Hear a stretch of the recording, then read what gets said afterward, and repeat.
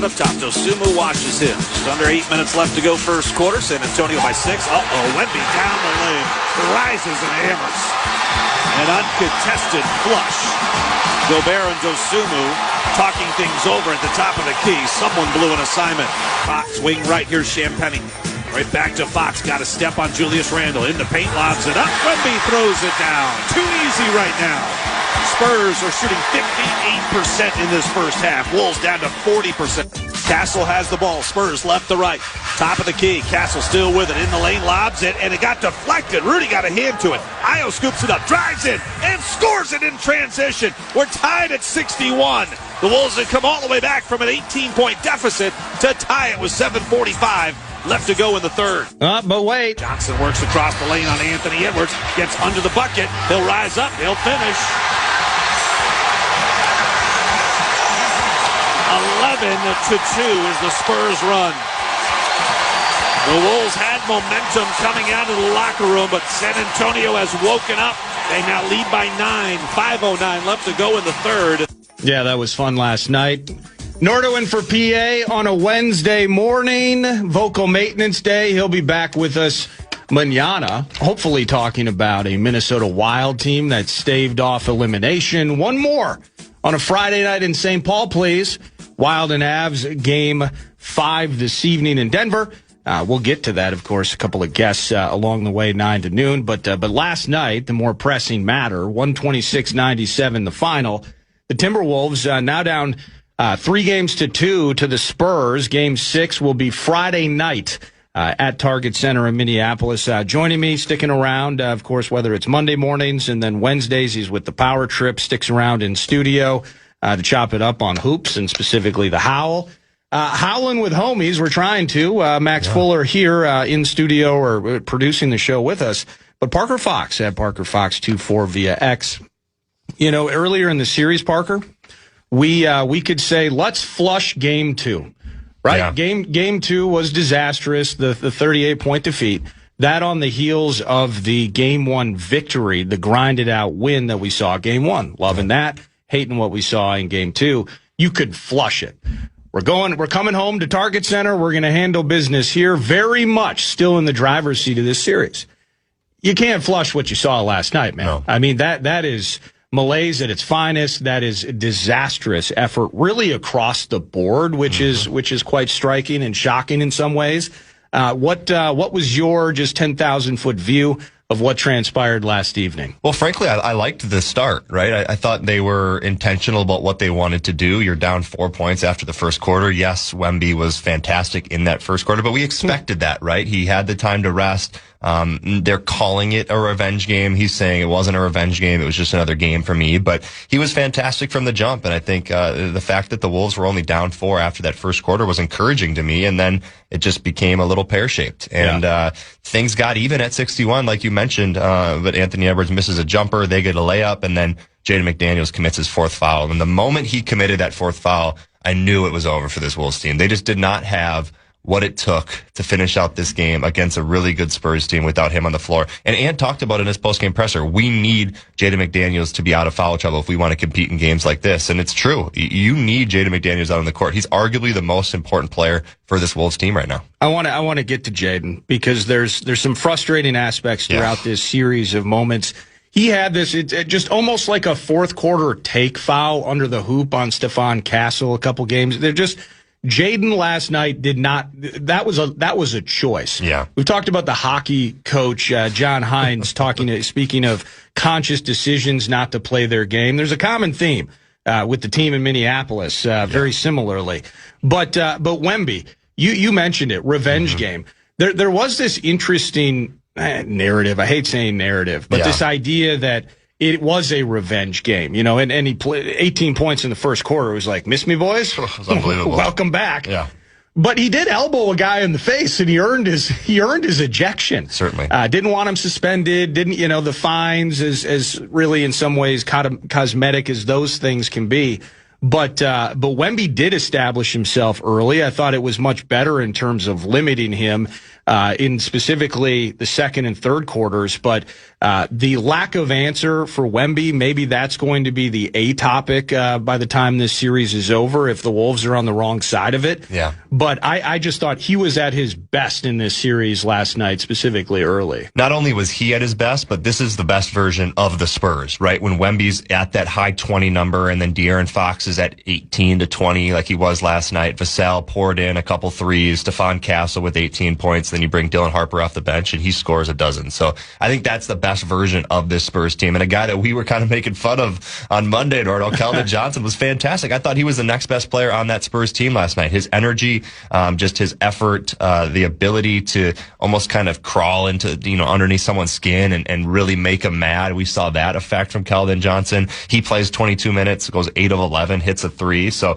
and he was a plus 17. So a fantastic game for Keldon Johnson. But this is the version. Man of the year. This is the version of the Spurs that they want, right? They want to continue to press you on defense. They want to bring the energy. They want to bring it to you versus letting you bring it to them. And that's something I think this Wolves team has to look at in film. You can't play on your heels on the offensive side of the ball. You can't walk the ball up the court and just allow double teams to come. You have to enforce your kind of will on a defense. I'd like to see Anthony Edwards get off the ball. I'd like to see Terrence Shannon Jr. or Ayo Dosunmu bring the ball up. I'd like to see a down screen set for Anthony Edwards, and I'd like to see him catch the ball on an operating area. Maybe your feet are on the three-point line versus operating the offense with your heels at half court. Like, there's no success that comes from that. So I think there's a lot of things that they're going to see in film that they can really fix, and hopefully they bring the energy game 6. Because at the end of the day, you can do whatever you want in terms of the X's and O's, but if you don't have that will, if you don't have that aggression towards the other team, you're not going to win. This Spurs team is too good. Well, there's a lot to get into off of that. First of all, totally agree. Best version of the Spurs in this series. We got them last night, and we got housed. Mm-hmm. But there's a lot of kind of offshoots to what you were just talking about, and I want to start here. I'm beyond I want this team to win Friday night. Let's win Game 7, and let's, do what we can against OKC. I'll find a way. If we get through this series, I'll find a way to be optimistic for the Thunder around the corner. But I'm just done with it in terms of the losses and the quotes, whether it's from Randall, which is a topic in itself, Nas, others. Man, just patience. Mm-hmm. Man, just following the game plan. When we do that, we're doing it the right way. And when we get out of that rhythm, when we get out of those habits, we struggle. That has been a topic of conversation all year, and we write it off because there's 82 games, long season, Tuesday night L's to the Wizards, be damned. We're still a playoff team. But now you're still seeing that. Yeah. And that is incredibly worrisome and just too bad that the inconsistency is the consistency of this team, which is leading to where we are so frustrated on a Wednesday morning. Well, and it's the simple, the simple quote is like, your habits determine your future, right? Like the things that you're doing on a day-to-day basis, whether it's a Tuesday night game in Washington that you're barely sneaking by, or even if you are winning that game, like these are habits that are created over an 82 game series. And, we're seeing them really peak, out in this series. And I think it's something that Mitch Johnson and this Spurs team knows. They were a 60-plus win team in the regular season. They're not just they're not a joke of a team. They're 32-8 at home, Nordo. Like, they're fantastic in their barn. So I think it's one of those things where you have to look at it and you have to say, if we're going to come in and we're going to beat a team like this, we have to be the best version of ourselves. We can't let those Tuesday night in Washington games peak out. And they certainly have. And I think that's something where I think Julius Randle, we'll talk about him more, but he's got to be so much better. You're a $33 million guy next year. You have to play at least like you earn that $33 million from an effort standpoint. I don't care if the ball doesn't go in. If you go 0 of 5 from 3 in Game 6, that's fine. He went 0 of 4 in Game 5. That's fine. But if your effort is there from just a defensive standpoint, like there was one point where his guy was in the corner, I believe, and he was helping in the lane, and they kicked it out to him. He'd even make the effort to go run out there. Now he caught the ball and slowly shot it, and eventually he ran out there. But there's something missing from a motor in Julius Randle it's confusing and it's hard to watch as a Timberwolves fan. Yeah, and last night and late, once the game was out of reach, he started finally getting, points in the paint, free. That's a talker in in this series as well. Now, with whether it's Randall and moving on again, whatever the future holds, specifically with the Spurs, one aspect into this series, because they are good. Mm-hmm. They're incredibly young. Mm-hmm. And oh, my goodness. I was kind of thinking that a W or an advantage in this series was going to be maturity, was going to be, hey, this is a team that has been to the Western Conference. They've survived series in the past. They understand this sort of grind, and that at some point, whether it's a rookie wall for a Dylan Harper, there's no wall. Stephon Castle kind of finding his way in the mix here. Yep. No problem for Stephon. Got to work on those fouls, though. I'm going to have an athletic writer, Jared Weiss, who covers the Spurs in the 11, just to kind of ask him like what his view of this is, because the maturity, the stability, that has been what we've seen from the Spurs and not from a team that has gone to the Western Conference Final 2 years in a row. It's weird, right? It's something that I tweeted about before this series started, and I can't remember the exact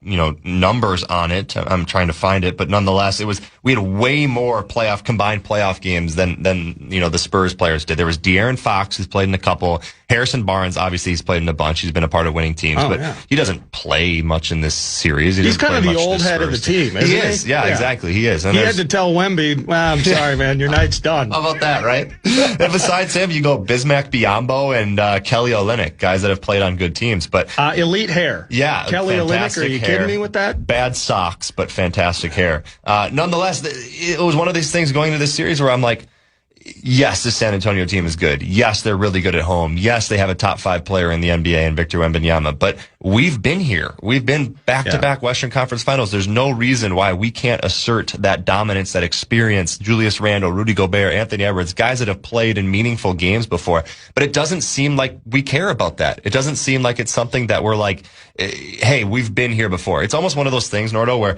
anytime you played Purdue, like I used to play Purdue and used to go into that game and they used to flex their muscle because they're always in the tournament and they're always in the Big Ten championship and they're always playing late into March. And it's like, it's hard to beat these guys because even if you play at your best, they're going to be in the game because they're always there. They know what to do to get to those moments. And it just doesn't seem like the Timberwolves know what they do to get to that moment, right? And that moment is the clutch time, the final 5 minutes of the game. If you're able to get to that moment, I really trust this Timberwolves team because you have Anthony Edwards, because you have Julius who shows up in the moments. You have guys like Ayo Dosunmu who can get north and south, but we haven't gotten ourselves to that moment. And when you lose by 29, it just shows that you're not willing to find a way to get to the said moment. So that's something I'm looking for in Game 6. Can you get to that moment, right? You don't need to blow this team out, but can you get to a point where there's 5 minutes left and this is a game, and can a guy like Anthony Edwards take over? That's Parker Fox at Parker Fox 24 in studio, and the talkback machine wide open, by the way, throughout the show. Bradshaw and Bryant, KFAN text line 64686. 64686. Free talkbacks, free iHeartRadio app. Hit that microphone. Give us up to your best 30 seconds. I'm seeing some of those. Plenty of opportunities that we will be able to play those back. Nordo, here's a text. It's kind of laughable that you say you'd think this team would have more maturity than the Spurs. You're not wrong, Did you watch this season and last season? Yeah, man. I get it. But Game 6 on Friday night. Yep. DiVincenzo's now walking through this door. When we talk about the hockey team later on, it's like Eriksson Ek and Brodin. We can lament that later, but they ain't coming through the door. Think about those kind of guys that both these teams are missing, right? It's like crazy. The stability that Brodin and Ek would give, and the stability that it's very similar in type of players that you're missing from rosters. It's awful. Yeah. So similar with the Wolves, when I think about it, Randall can have a Game 6, and that'll be cool. And we'll love it, and we'll appreciate it, and hopefully that leads to a Game 7. Yeah. Rudy, he just hasn't been very productive. God, he has to be better. Well, but I don't know if he can. That's my thing, because of how, whether it's Wemby, I mean, the moves that he makes, and Rudy, the drop coverage bid and all of that. Yep. The guards are attacking it all freaking day and having a ton of huge success with it. My point with this is Game 6. Do you think an extra day of rest, this is me being a Rube and an optimist for a moment, an extra day of rest for Anthony Edwards? Yeah. Today's all chill. Today is all chill. Yeah. And you know what we're going to do? We're going to be 24 hours of treatment. one more Friday Night Lights moment at Target Center for Game 6. Can some extra rest? That's how we won Game 4. Mm-hmm. That's how we tied up the series. It wasn't because of Randall coming to life and us pleading with him and actually coming through. Yeah. It was the fourth quarter of fourth quarters from Anthony Edwards that got us over that hump, despite not having Wemby on the court. Maybe an extra day we can get one more of those out of Anthony Edwards. Well, this Wolves teams need all of that and more. Like there's no way they can win, Game 6 if you don't get the best version of a guy like Anthony Edwards. And he has to be fantastic. And he's been fantastic at home. So I think it's something you got to look at and you got to say, what can Anthony give, right? If you're Chris Finch, we don't know, Nordo. We're sitting here. We have no idea how bad his knees are, right? He's got the runner's knee in one knee. He's got the bone bruise. I'm sure he's really struggling. I'm sure he's in a lot of pain, but he's made for these type of moments. If there's a guy that I'm confident in and that's going to show up for moments like it is Anthony Edwards. So I think if you're this Wolves team, you got to hop on his back and he's got to carry them as far as he can carry them, right? And now you need guys like, especially a guy like Rudy. There was one play in that game where the Spurs ran an inverted screen. So basically the guard set a ball screen on Rudy Gobert and Victor Wembanyama went off the screen.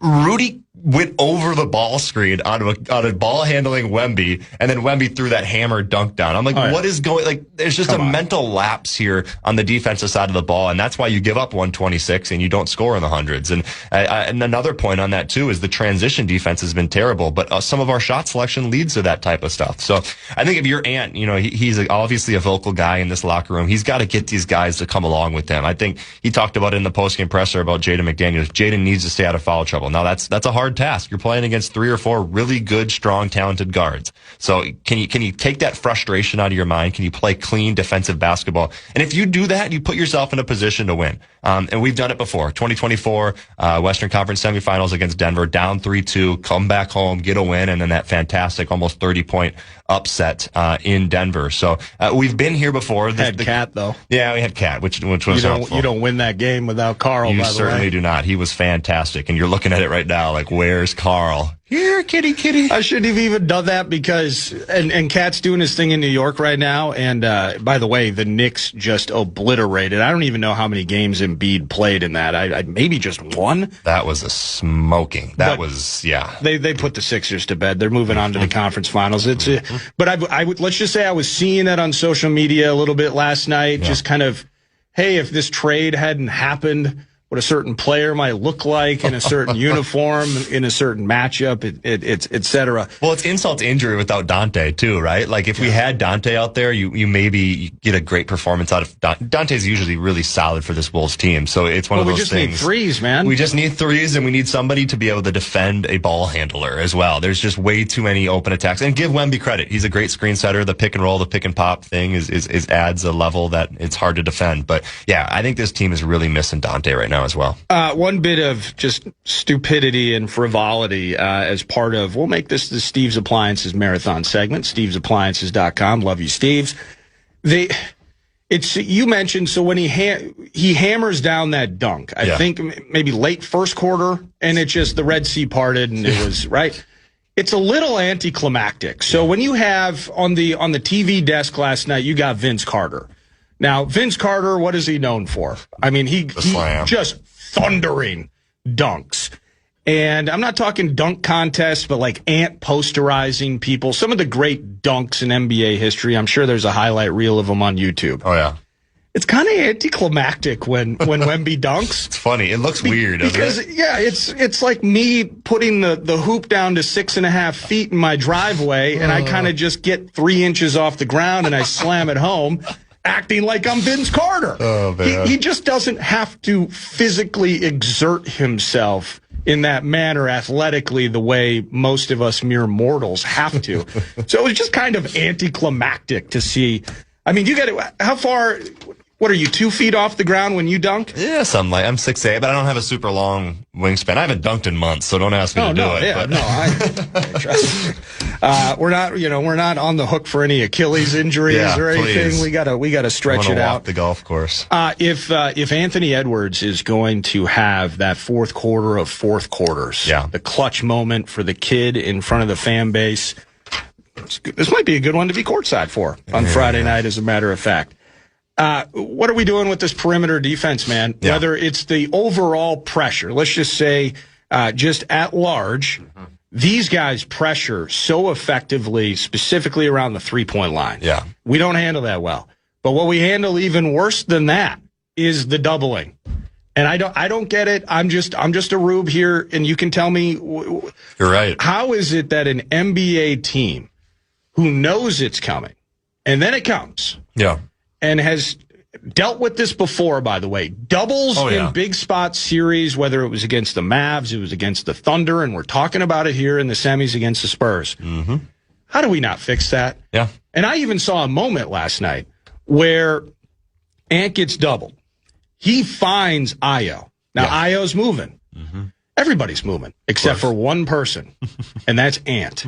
Ant is actually on the other, he's on the Spurs side of the court, and is now no longer even a factor on that possession. And I forget who took the shot. Didn't go well. I'll tell you that. So even Ant, like it's like ball movement, doubles here, pressure there. Everybody is failing at this. Mm-hmm. That is crazy bad. And I think for me, it's more of a mental thing, versus an X's and O's thing, right? Is if Ant gets off the ball, then, the double team is there. It becomes a 4-on-3 situation, but our spacing has been so terrible.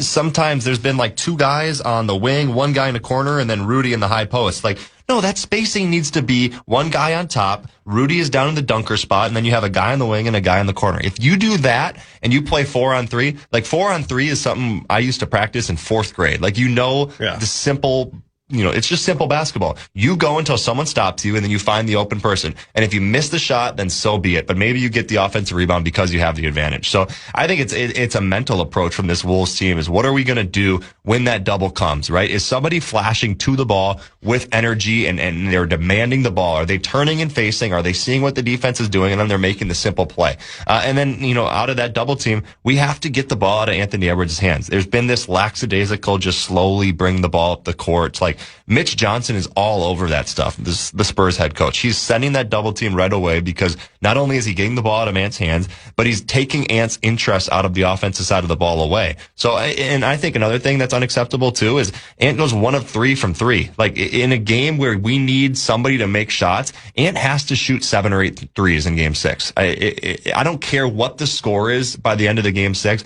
As long as Anthony Edwards shoots at least 7 to 8 threes. I think if he does that, he makes 3 or 4 of them. And then this game's it's a closer game. So Anthony Edwards has to figure out a way to find himself in scoring positions on the offensive side of the ball without just dribbling it and isoing. And he's fantastic at that, but the double team is coming. So you need to find a way to set pin down screens for him, maybe a flare action, get him off of some sort of off the ball set, and then run your offense. Let me ask you, okay, I got the stupid question coming. I love him. Okay. So, down on Randall, okay? Just hideous performances, but then he makes he's this is such a star-crossed, ill-fated relationships in some respects with Julius because he'll annoy you to no end. He's trying to back down people. He's got all those turnovers. Yeah. Shockingly, if you look at box scores, no turnovers last night were logged. But then he'll body some guy up late stages of the game. He'll hit some bank off the glass that's just pretty. And it's like, what? But now we're in this spot because you were such an L earlier in the game, but now you're handling business. I know. With that said, is there any, I see the pace. Anthony at some point during the regular season was kind of joking like, man, I got to run too much with these guys. Like, this is too fast. Speaking of Ayo and kind of the way the offense was working. Yeah. Well, it seems like the Wolves are really struggling with the pace. Yeah. And there's one aspect that's leading to that I noticed no less than 3 or 4 times last night alone. And this is not Randall's fault. The frenetic pace, they look uncomfortable. Yeah. Now there's almost a desperate notion to the passing. Mm-hmm. And you're finding Randall in a completely weird spot with 6 seconds left in the clock. There's no more opportunity to move the ball and to find the open guy. Yeah. It's him trying to battle his way into a mid-range jumper of some sort. Mm-hmm. And so Randall has been a problem, but there's something greater to this entire offense that I think in some ways has put Randall in a spot where he's in no man's land. And I don't think that's fair to Julius, given what we've seen. And you mentioned the pace, right? The Wolves were a top 10 team in pace in the regular season, and frankly, they're number 1 in pace in the playoffs. So it's an interesting thing to me. And when I break that down, Nordo, I think to myself, okay, how can it be that we're first in pace? Well, we have to have had a lot of possessions, and that's true. We've had the most possessions in this playoffs by over 100. So it's concerning to me from just a shot making perspective, right? Like, you got to make shots. Like, if you don't make shots, then you're never going to win games. But pace is something that I look at where I say, okay, can you get it in transition? Great. If you can get it in transition, if Terrence Shannon has the ball in his hand, he's getting downhill, great. If Ayo Dosunmu's running, fantastic. But if you can't get in transition, then what does your pace look like from an offensive half-court standpoint? Yeah. We're not cutting hard enough. We're not demanding the ball. We're not looking inside. We got beat by almost 30 points and points in the paint last night. So there's things on the offensive side of the ball in the half-court that I know Chris Finch is probably pulling his hair out on, because it has to be better. And if you want to beat a team like San Antonio, who's got young guys who have legs, who understand transition defense, they're not going to let you get free and cheap ones. You have to execute in the half court, and we just haven't seen it yet. Time for a couple more, and then I'll let you get on to. I mean, you got a real job, Parker. I know. I mean, you're howling with the homies. It's fan line, the whole thing. But you do have a day job, so we'll let you get to that momentarily. Friday night, with that said, so on a Wednesday morning, we got 48 hours. We got an extra full day to stew on this whole thing, which means Finchy has an entire extra day to stew on this thing.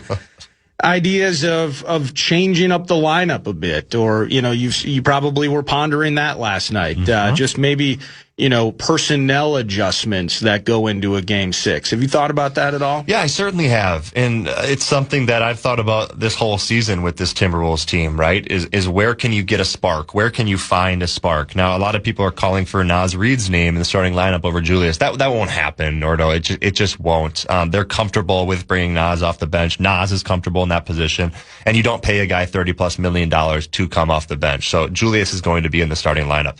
Jaden, obviously, a starter on this team. Rudy Gobert, he's got to start because he has to bring the physicality to Wemby early. Obviously, Anthony Edwards has to start. So the name that pops up is Ayo Dosunmu. But I thought Ayo was probably the best player on this Wolves team last night. If you were to flip something up, what would you do? Maybe start Terrence Shannon in his place? I mean, that brings you some of the north and south type of stuff, but it doesn't bring you any shooting. Terrence Shannon, I thought he was abysmal last night, too. He goes 0-5 from the floor, and he shot 4 threes for a guy who's notorious for getting to the rim and getting downhill. He's mostly been terrible. 80% of his shots offensively last night were 3-point shots. That's not a part of his game. Right now, if you're open, you shoot the corner one, fantastic. But you have to find ways to play within yourself and within your game. The one name that I will bring up is Mike Conley. Right now, I don't think Mike has it on the defensive end versus some of these young, quick guards, but he does slow this team down offensively. He does get them into operating areas. He can make shots. His floater is really good in pick and roll situations when it's either a lob to Rudy and Wemby's kind of playing that middle floor. So maybe more Mike Conley is the question. Maybe that's the answer to the question. I'd like to see it. I thought 15 minutes is probably something that makes sense for him. Can he stretch that to 20 and find a way to include Mike Conley in this lineup? I don't know. But I don't think as the core it sits, I don't think there's a starting lineup change. No, I don't think there will be either. There needs to be a head check into Friday. That much is clear. Thanks for hanging out this morning, Thanks man. for having me. I appreciate it. You and Guardsy via fan line and your extra analysis just kind of enriching this playoffs, despite sadly we're in a spot where there's more negativity. Keep the faith, man. Positivity. Let's get Game 6, and then best words in sports is Game 7, right? Find a way to do it in San Antonio. And we get Game 6 in our spot. It'll be fun. No excuses. Anthony Edwards, do your thing. Friday night Target Center, man. That's Parker Fox, and that kicks off a TimberTech set list 9 to noon. Basically it's a 2-topic Wednesday. Max Fuller produces. At 10 o'clock, we're going to jump out to Denver and chat with Russo Radio. Backs against the wall for the Howl on Friday, and backs against the wall for our favorite hockey team tonight, right? And it's 3-1 in the series, a little different circumstances, but is it as easy as if there's a Wally, there's a way? We'll chat with Russo at 10 about that. 11 o'clock, I'm bringing on athletic writer Jared Weiss. He writes for the Spurs, and this isn't Spurs fan line. This is home of the Howl. I want our guys to win Friday, win Game 7, and move on and roll the dice against SGA and the Thunder. However, what they have put together in San Antonio, you have to be impressed by it in a lot of ways. And regardless, draft is rigged. They gave Wemby to the Spurs, Pops this and that. Forgetting all of that, what we're seeing from Dylan Harper and Stephon Castle, and we know Vassell for the most part, De'Aaron Fox maybe the veteran stability voice in that room. Wemby's a unicorn. We get all that. Just excited to hear about this series from the Spurs perspective. That's what Jared Weiss. And then we're going back to Denver. It is Wild Joe Radio, Joe O'Donnell, voice of the Wild on these airwaves. He's going to jump into the mix for some Game 5 thoughts and opinions in front of this evening's Game 5 at Ball Arena in Denver. Backs against the wall. If there's a Wally, is there a way? 2 topics. Your text messages, I got them in front of me right now. Some talkbacks coming in via the free iHeartRadio app. We're going to continue to run through those throughout the show. And Max Fuller producing side by side. And why don't we do this? We'll pause after we give a little money opportunity. The Fan and BigDeck.com want to give you a chance to win some bonus bucks with the National Cash Contest. This hour's keyword is deposit. The keyword is deposit. You just enter that in at KFAN.com. The keyword is deposit at KFAN.com. This is Nordo. Join the guys at Treasure Island May 28th and 29th for 2 shows full of games, tons of laughs, and great prizes, including trips to Las Vegas. Book your stay and save 20% with promo code KFAN, plus a special announcement you won't want to miss. Get the full details now at KFAN.com. Keyword calendar.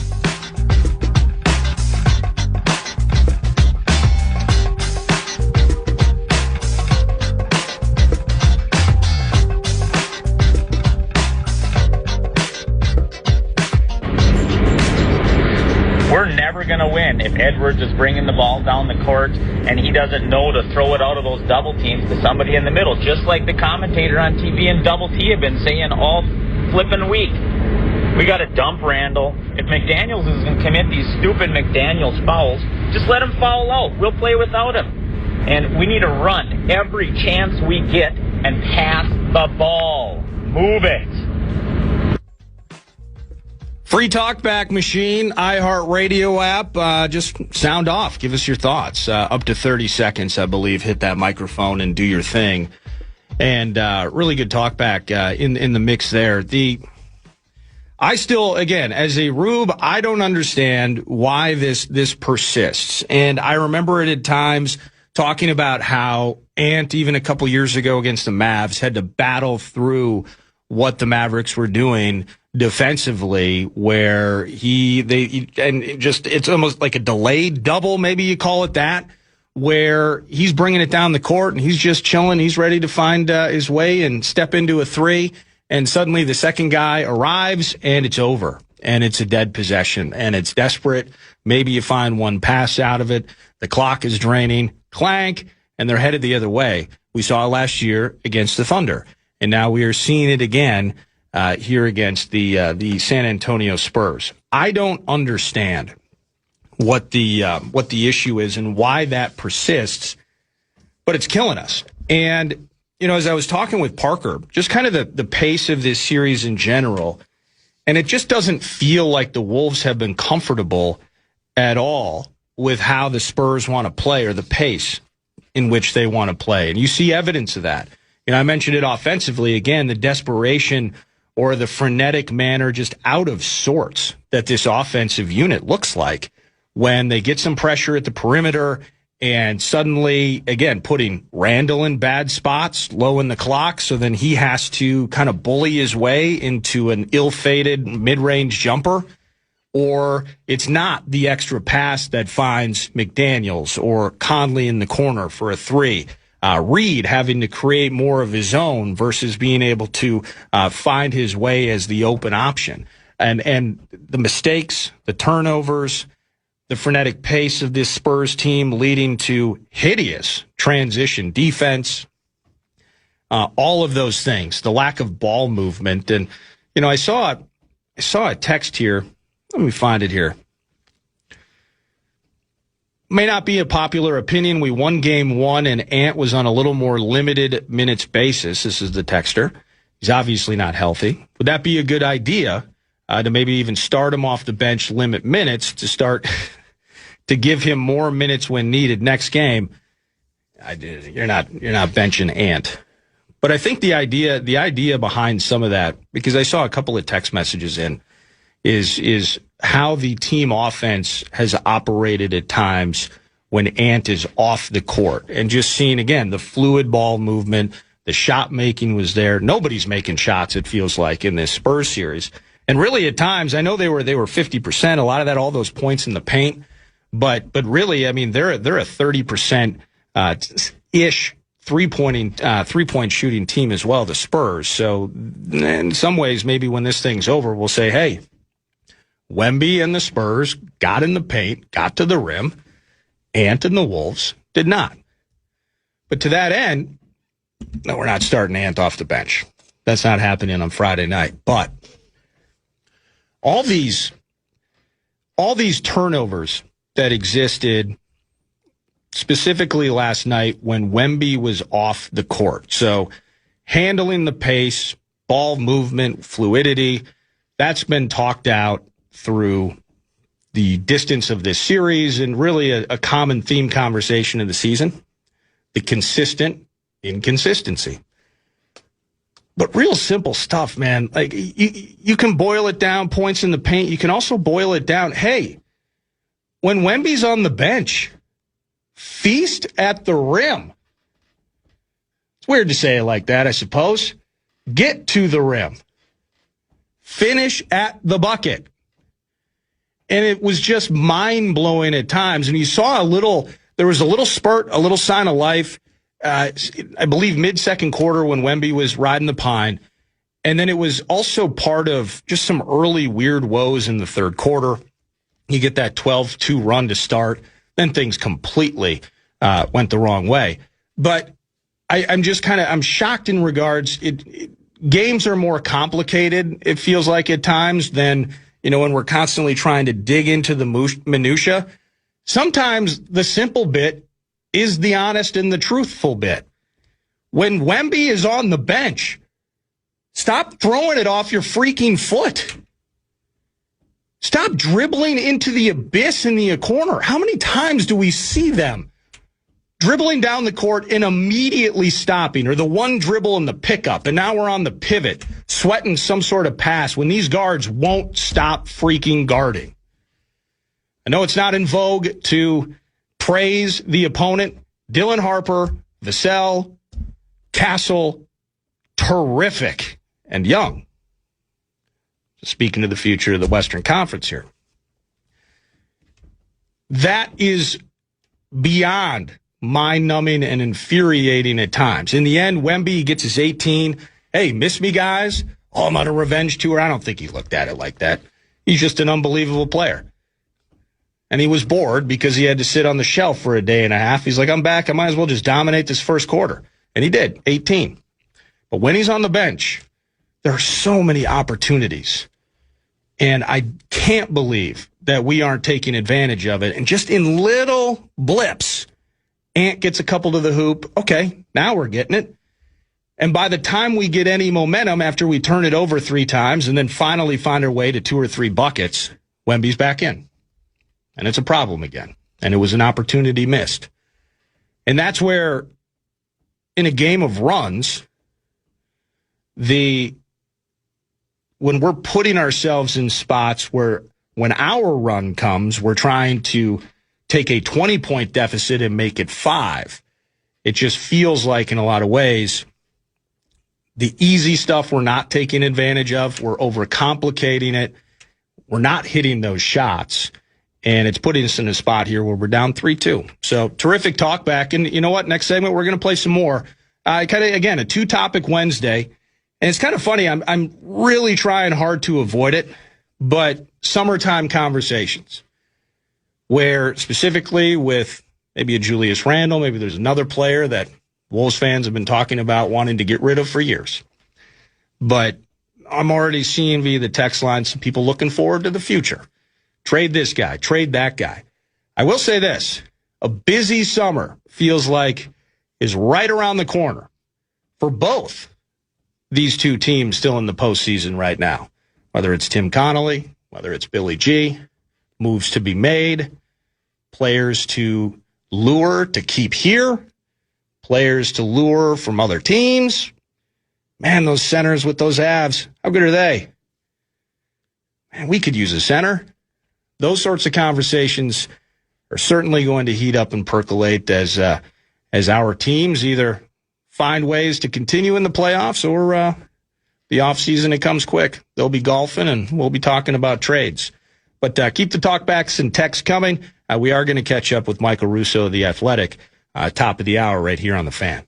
Eric.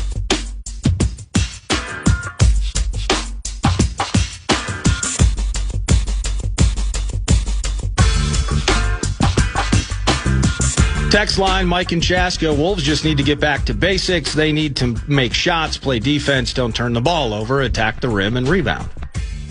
I agree, Mike. But again, when Wemby's on the bench, we should never... I mean, this is dumb. It's almost like just never attempt a three when Wemby is on the bench. Pressure, get to the hoop, draw fouls, shoot freebies, and feast when Wemby is on the bench. Game 6 on Friday night. Game 5 tonight, Minnesota Wild trying to stave off elimination. The talkback machine, Wild fans, we're in it. Hey, Nordo, maybe you can frame this question better for Russo, because I guarantee you Russo has a great answer on it. But can you ask Russo why our penalty kill and PP has been terrible for a decade, even though we've changed coaches and players and systems and et cetera? Why is it our power play and penalty kill is just abysmal each and every year, even if 10 years goes by, 15, 20, it's just every year. Why? What is the answer? Please ask Russo. I'm begging you. Brother, you don't have to beg. I will certainly broach that topic with Russo at your request. You ask, you shall receive. I'll ask him about that. Yeah, it's. I think the Wild have conceded at least one power play goal in each of their 10 postseason games. I don't need to tell you fans that. State of hockey, that's a problem. And the power play, unbelievable. I think game 1 of the Dallas series. And then they proceeded over the next 7 games to go 2 of 26. So just something insanely awful. And into the postseason, so the Rube and me just kind of latching on to things, and we talked about this more during Dallas in that series than we have in Colorado, other than the fact the lack of productivity, right? And just kind of looking at a Wild team who was so effective with the man advantage throughout the season, 4th or 5th in the NHL, and you're coming into the series against the Avalanche saying, hey, statistically, they were, 27th or 28th in power play percentage. Now, I think that many of you who know the game infinitely more than I do would possibly still agree with me. It was like, okay, well, I don't care how bad they were during the first 82. It's still McKinnon. This Nature's Cat is a 100-point guy. Landeskog, Makar. This is not a spot where we stand tall on percentages when it comes to and Kadri, by the way. I shouldn't let him go out of the conversation. He's had a couple of big goals in this series, kind of putting things away on Wally game 1, and then most recently finding the game time like 6 seconds into the power play, whatever it was quick, and you can't forget about him. It's just mind-boggling, and this is a month and a half, 2 months ago now, just kind of where these themes pop up with the Wolves, the consistent inconsistency, and with the Wild conversation prior to the playoffs, and Wes Walls had really noted this with me when I was filling in, kind of got me going on it mentally. 5v5 defensive work by the Wild had been kind of lagging a bit. Got to tie that up. And they did. And that was the theme of the entire series in Dallas. If you keep them off the man advantage, you will win that series. Ta-da, it happened. 5v5 in this series has generally kind of, that's been maybe the most even moments of this. But man, in a series like this where you're undermanned and you need every extra edge you can get. Big face-off in the offensive zone on a power play. Big face-offs. Big face-off win. How about that in your defensive zone on the PK? How about that? Winning puck battles. Any potential 50-50 opportunity that you can take in your favor, you need it. You're undermanned against the team, by the way. And when this series ends, if it ends the wrong way, there's going to be a lot of frustration. And again, we'll get more into this with Russo around the corner. There's going to be a lot of frustration about the things that didn't happen, the guy that didn't step up. Hey, I think Boldy's only goal maybe in the series is an empty netter. Well, that's a problem after he went hero and Superman on it against Dallas. Sure, all of that's fine. We do have to potentially remember that when all things are equal, this is the very best team in the NHL that we are going up against. And so even when our guys are working, if their guys are working, we still technically have an uphill battle to fight. And so there's got to be at some point some perspective, some frustration in the mix. If you have it, I can tell you I feel it, and backs are against the wall tonight. But specifically, I wish I had an answer, and I will ask Russo about it as well, just around the corner. The special teams has been an issue, and those things that you rely so greatly on for such an extended period of time, where this is not a sample size situation here. The Wild's power play is lethal when it's running, and it hasn't been good enough.